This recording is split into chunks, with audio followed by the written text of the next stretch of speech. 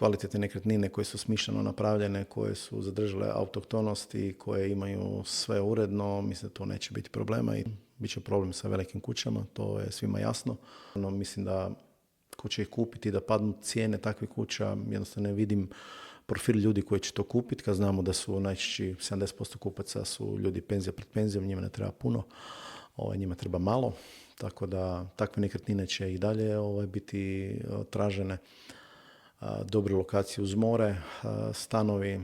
to mislim da nije problem. Zemljišta mislim da će i dalje ostati tu gdje jesu, mada u